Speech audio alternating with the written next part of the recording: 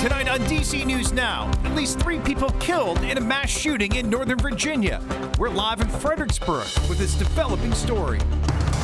Hi, everyone. We have freeze warnings across the DMV. A very chilly start to your Wednesday. More on that coming up. New safety concerns for Metro's automatic system. So when you have, on top of it being very packed, then you have that problem. Trains are repeatedly going past where they need to stop. Play ball. It's opening night for local minor league baseball teams. We head to Bowie as the Chesapeake Bay Sox begin their season. We're helping you stretch your dollar while mining your closet for old jewelry could be your pot of gold during these uncertain economic times. We're following breaking news on DC News Now. At least 3 people have been killed in a shooting in Northern Virginia. Hi, everyone. I'm Susan Tran. And I'm Chris Flanagan. This happened in a quiet neighborhood in Spotsylvania County, just outside Fredericksburg. At least 3 other people also injured in that shooting. It was an intense response, as you can see right here, with first responders really clogging this cul-de-sac street to investigate. We have DC News Now's Max Marcilla, who has been gathering information at the scene for hours now. And Max, we know police just gave an update a short time ago and said the gunman has still not yet been caught. The gunman or gunmen, Chris, they don't know if it's one person or multiple people. What we do know is that, as you mentioned, 6 people have been shot, 3 are dead, 3 are at the hospital. We also don't know the people at the hospital, how they are doing right now.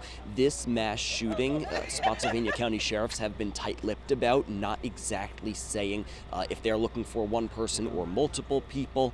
They are also not confirming that any of the 3 people that we saw detained near this crime scene are in any way involved with this shooting. So with that being said, the message from Spotsylvania County Sheriffs is that this is an active investigation, an active shooter, as they continue searching for whoever is involved in this crime.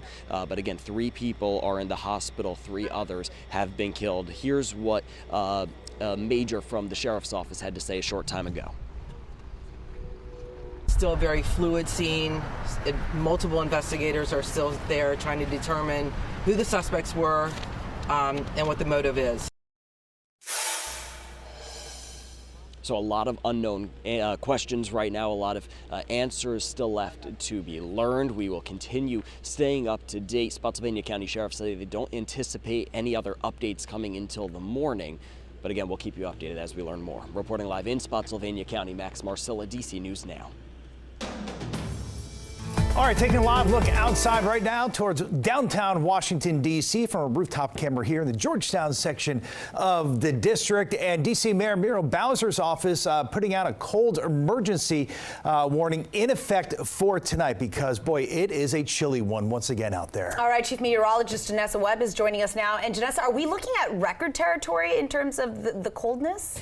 Wind chills are going to be an issue for tonight, but no record's going to be broken for overnight lows. And so we'll continue to watch the colder air make its way into the region. Really tonight, this is very late in the season for us to be talking about freeze warnings, and a warning is completely different from a watch that is going to expire here for areas of southern Maryland, and then everyone after midnight starts to transition into that warning that has now become a little bit more widespread, where you can see winds. They have picked up at least 15 to 20 miles per hour for Fairfax County and parts of DC metro area. The only area that we're not dealing with this warning is for Kaiser and Cumberland, but they are dealing with some snowfall that is picking up across the Allegheny Mountains. And so all you skiers, that season doesn't look like it's over. Some of those squalls are pretty aggressive out towards that region right now. 34 to about 35 degrees the farther west that you go, 44 for DC, upper 40s out towards Lexington Park. So a very chilly start tomorrow morning with wind chills. Still a slight issue, and then throughout the day we're going to see more sunshine for your Wednesday. Have that forecast coming up. All right, Janessa, we'll see you then. Meanwhile, there are growing concerns about Metro's automatic train system. The Safety Commission that oversees Metro says the Red Line trains have been blowing past where they're supposed to stop. DC News Now's Daniel Hamburg is joining us live there at Judiciary Square Station. And Daniel, let's talk about what these problems are here. Kind of describe it to us and walk us through. Yeah, Susan and Chris, trains have been going past the platform so that people can't get off of the train as easily, creating some safety issues. Now, the automatic train operation has been in effect on the Red Line since December, but since then there have been many problems. The Washington Metro Rail Safety Commission, or WMSC, says that the ATO cannot expand to other lines until those issues are solved. Since December 15th, there have been 217 overruns when Metro trains that are supposed to automatically stop go past the station platform. Fix it. And it's dangerous. Carter Jackson was on a train at Judiciary Square when ATO was brought back. Effectively, the train stopped trying to stop, and then the driver slammed on the brakes, and we were about 3 cars overshot once the train finally stopped. Since December 15th, Judiciary Square has had 48 overruns, the most of any station. Metrorail has attributed these occurrences to an electromagnetic interference, and Metrorail continues to maintain there is no evidence of a safety concern. But the Washington Metro Rail Safety Commission, or WMSC, says there's no certainty about the source of the issue. Failing to service the platform also could result in passengers being unable to disembark the train using all available doors on the train, which can lead to injuries or the inability to safely evacuate the train to the platform during an emergency. It's concerning for some riders, especially with a lot more people commuting now. It's very packed anyway. So when you have, on top of it being very packed, then you have that problem and people don't know where to go. Others aren't as concerned. I just think it's a reliability thing. They have to get it working better, but it's not putting customers in danger at the moment. Now, there are no plans to suspend ATO operation on the Red Line, though WMSC tells me Metro asked last month to expand it to the Green Line. WMSC says that won't happen, or any other lines for that matter, until Metro does a comprehensive safety evaluation. We're live in Northwest. Daniel Hamburg, DC News Now. Well, this all comes nearly 16 years after Metro stopped using automated trains. That decision made in the wake of a deadly crash on the Red Line. That crash killed 9 people in the summer of 2009.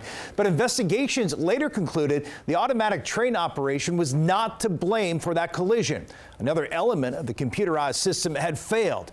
Since then, WMATA says it has made significant track and safety upgrades ahead of the automation's return. Metro had previously planned to fully automate all train lines by the end of 2025.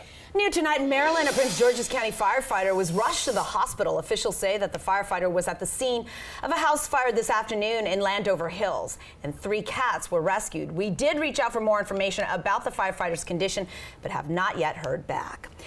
The Army says that it is making changes to the way it uses its helicopter safety system. Federal investigators considered the lack of use as a potential cause to January's deadly mid-air collision. The head of the Army Aviation saying there will now be fewer flights allowed to turn off the safety system, and there will also be fewer VIP flights. In Virginia, 2 parents in Spotsylvania County now facing charges after a gun accidentally went off in their child's backpack at school. Investigators say the gun fired in a 3rd grade classroom at Lee Hill Elementary School here yesterday. The teacher quickly evacuated the class. Nobody was hurt, but the parents, Sierra Armstead and Terrence Carroll Jr., face a misdemeanor and felony charge for leaving a loaded gun where a child could access it. Deputies say the gun fired by mistake. The child will not face any charges. The parents, though, have been released on a $5,000 bond. They're scheduled for an arraignment hearing on Friday.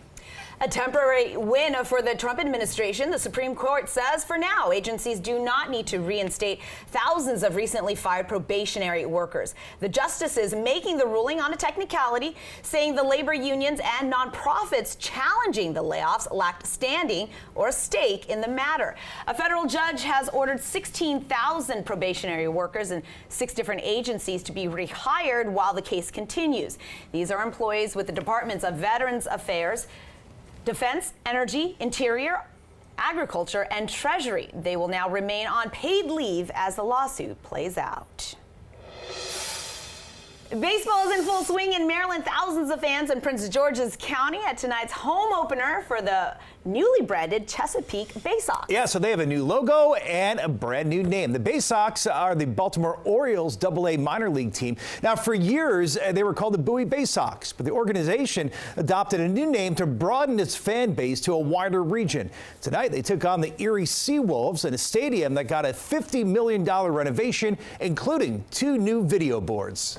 Oh, just being out here for the home opener is great. Everybody gets to come in after not being here for some months, and just being able to come in at where the doors are open. Everybody's going to be exciting. First and foremost is people are going to see all the improvements we made to the ballpark, including our new video boards. And we just announced a $50 million project to enhance this stadium and make it the premier stadium in the country. Good times. The Bay Sox currently winning 5-4 at the bottom of the 8th, and this starts the Bay Sox 6-game series against the Seawolves at the newly renovated Prince George's Stadium. Over in Virginia, it's also the home opener for the Fredericksburg Nationals. That is the single-A affiliate for the Washington Nationals. Well, coming